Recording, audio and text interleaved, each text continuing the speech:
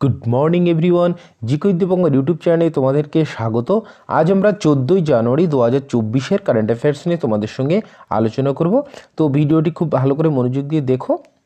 তো প্রথম কোশ্চেন হচ্ছে 2025 সালে নবম এশিয়ান শীতকালীন গেমস কোথায় অনুষ্ঠিত হবে? তো এখানে আমাদের উত্তর হবে চীনে অনুষ্ঠিত হবে নবম এশিয়ান গেমস। তো এখানে আমরা বলছি কার কথা না, এশিয়ান উইন্টার গেমস 2025-এর কথা, যার এবার কততম এডিশন হচ্ছে? 9th এডিশন হচ্ছে। কবে থেকে কবে? 28শে ফেব্রুয়ারি থেকে 9ই মার্চ পর্যন্ত।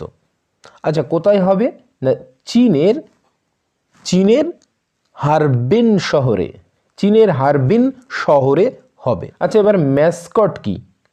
ম্যাসকট হচ্ছে দুটি আছে, বিনবিন বিন বিন এবং নিনি নিনি। তাহলে বিনবিন এবং নিনি হচ্ছে এবারের ম্যাসকট, যারা কাকে রিপ্রেজেন্ট করে? বাঘের শাবককে, টাইগার কাবসকে রিপ্রেজেন্ট করে। ঠিক আছে। আচ্ছা আচ্ছা, এবারে স্লোগানটা কি?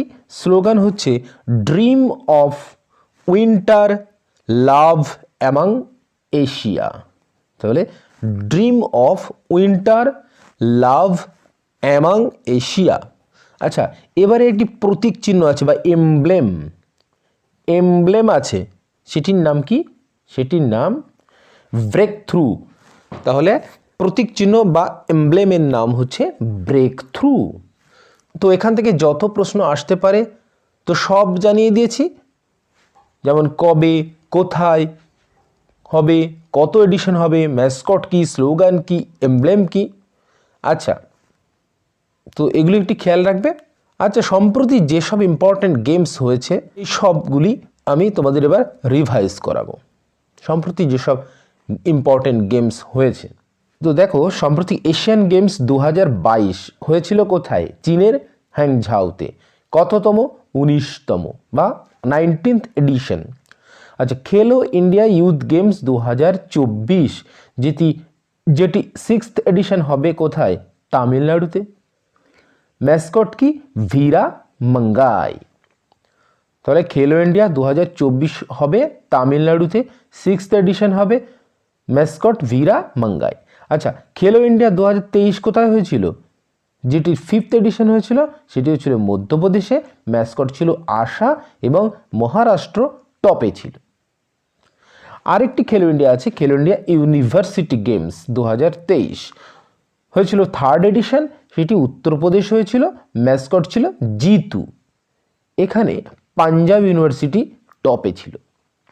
আচ্ছা, ন্যাশনাল গেমস 2024 কোথায় হবে? উত্তরাখণ্ডে হবে।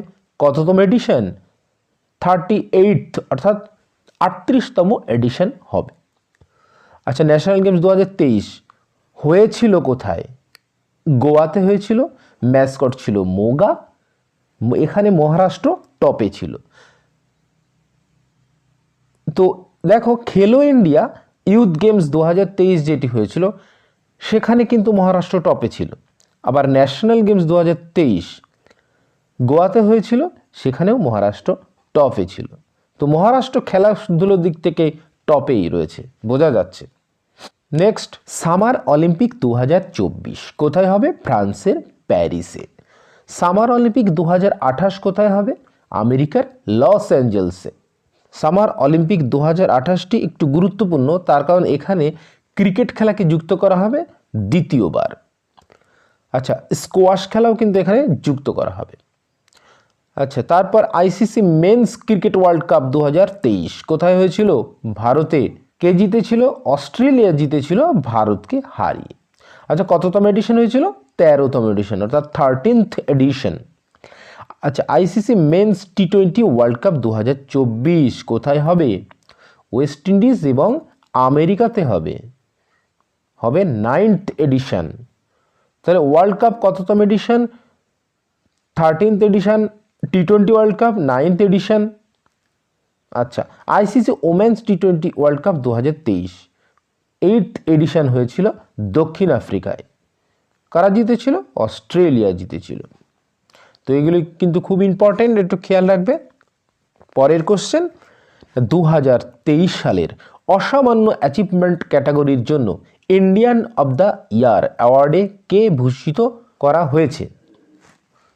তো কাকে ভূষিত করা হয়েছে না, এখানে আমাদের উত্তর হবে ইসরো। তো সম্প্রতি আমাদের কেন্দ্রীয় মন্ত্রী, যিনি প্রতিমন্ত্রী স্বাধীন দায়িত্বপ্রাপ্ত বিজ্ঞান ও প্রযুক্তি প্রতিমন্ত্রী জিতেন্দ্র সিং, তিনি ইসরোকে উৎকৃষ্ট বা আউটস্ট্যান্ডিং ক্যাটাগরিতে 2023 সালের Indian of the year award পুরস্কার দিয়ে সম্মানিত করেছেন। ইসরো মহাকাশের ক্ষেত্রে যে অভূতপূর্ব কাজ করেছে, যেমন ভারত চাঁদের দক্ষিণ মেরুতে সফট ল্যান্ডিং করা বিশ্বের প্রথম দেশ হয়েছে। বিশ্বের প্রথম দেশ হয়েছে মানে চন্দ্রযান 3 এর কথা বলছি আমরা। এছাড়া আদিত্য L1 আমাদের প্রথম সূর্য মিশন, যা সফলভাবে ল্যাংরেজ 1 পয়েন্টে পৌঁছেছে। তো ইসরোর এইসব কাজের জন্য এই সম্মান পেয়েছে। আচ্ছা, আগে যাব তার পূর্বে বলতো, ইসরো সম্প্রতি আরেকটি পুরস্কার পেয়েছিল, তার নাম কি? তার নাম হচ্ছে লিফ এরিকসন লুনার অ্যাওয়ার্ড।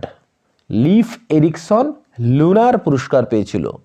আচ্ছা, এর থেকে আরেকটি প্রশ্ন মনে আসছে। আচ্ছা বলতো, আমাদের স্বরাষ্ট্রমন্ত্রী অমিত শাহ কাকে ম্যান অব দ্য ইয়ার পুরস্কার দিয়ে সম্মানিত করেছিলেন? Man of the year L P. হেমন্তকে ম্যান অব দ্য ইয়ার পুরস্কার দিয়ে সম্মানিত করেছিলেন। তো এখানে বলা হয়েছে ইসরোর কথা। তো ইসরো প্রতিষ্ঠিত হয় 15ই আগস্ট 1969 সালে। প্রতিষ্ঠাতা বিক্রম সারাভাই, সদর দপ্তর বা হেডকোয়ার্টার বেঙ্গালুরু, চেয়ারম্যান শ্রীধারা সোমনাথ, তিনি 10তম চেয়ারম্যান। তিনি অটোবায়োগ্রাফি লিখেছিলেন, তার নাম হচ্ছে নীলাভু কুদিচা সিমহাঙ্গাল, মালায়ালাম ভাষায় লিখেছিলেন। আচ্ছা, মোটো কি ইসরোর? মোটোটা কি? মোটো হচ্ছে space technology in the service of mankind. তো এগুলো একটু খেয়াল রাখবে। এবার আমি তোমাদের ইসরো সম্পর্কে কয়েকটি ইম্পর্টেন্ট কোশ্চেন করাবো, যেগুলো পরীক্ষায় আসার খুবই সম্ভাবনা। তো দেখো, রকেট ম্যান অফ ইন্ডিয়া কাকে বলা হয়? কে শিবানকে রকেট ম্যান অফ ইন্ডিয়া। আচ্ছা, ইসরো ফিস্ট নামে একটি সফটওয়্যার লঞ্চ করেছিল, যেটি 50টি মিলিটারি স্যাটেলাইট লঞ্চ করবে। ফিস্ট এর ফুল ফর্ম হচ্ছে finite element analysis of structure. আচ্ছা, ফ্যালকন 9 রকেটের সাহায্যে লঞ্চ হওয়া ভারতের প্রথম উপগ্রহের নাম GSAT-20। ফ্যালকন 9 রকেটের সাহায্যে লঞ্চ হওয়া ভারতের প্রথম উপগ্রহ GSAT-20। আচ্ছা, PSLV-C-58 এর সাহায্যে কোন উপগ্রহ স্যাটেলাইট লঞ্চ করা হয়েছিল? এক্সপোস্যাট। আচ্ছা, মোদি ইসরোকে কিন্তু 2টি লক্ষ্য দিয়েছেন। 2035 সালের মধ্যে নিজেদের স্পেস স্টেশন তৈরি করতে হবে এবং 2040 সালের মধ্যে চাঁদে মানুষ পাঠাতে হবে। তো এগুলো কিন্তু একটু খেয়াল রাখতে হবে। ক্ষুদ্র ক্ষুদ্র তথ্য কিন্তু প্রশ্নে এখন আসতে পারে কম্পিটিশনের জন্যে। তখন এখন চাকরির পরীক্ষায় কম্পিটিশন খুব মারাত্মক।